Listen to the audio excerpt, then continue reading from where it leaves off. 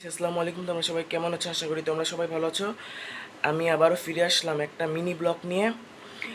আজকের ব্লগটা টপিক হচ্ছে আমি স্কুলে যেদিন যাই সেদিন সারাদিন আমি কি কি করি সেটা।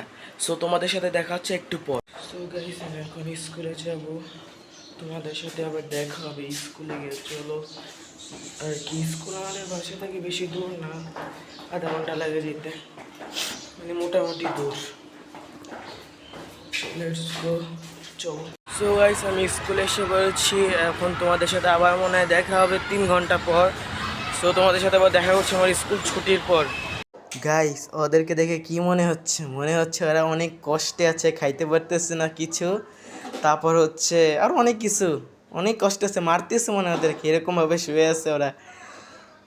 গাইস, আমি স্কুল থেকে চলে এসেছি বিকজ আজকে আমি জানতাম না যে আজকে হাফ ক্লাস। স্কুলে যাই শুনি আজকে ফুল ফুল ক্লাস।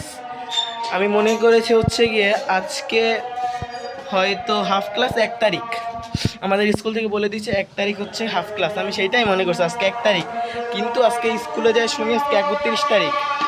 আর হচ্ছে আর হচ্ছে গিয়ে তার জন্যই স্কুল থেকে সে সময় ফিরে আসতে হয়েছে। এখন আর কি করার, আজকে আমার স্কুল নিয়ে ব্লগ বানানোটা হলো না, মানে ক্যান্সেল হয়ে গেল।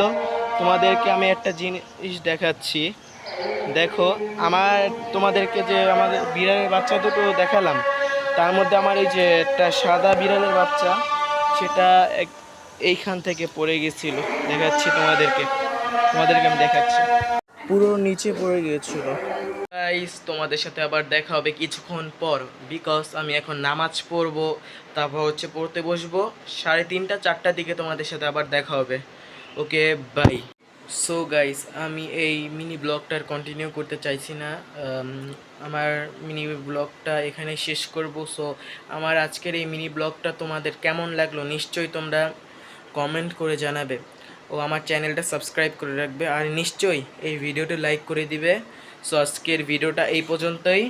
তোমরা সুস্থ থেকো, ভালো থেকো, খুদা হাফেজ।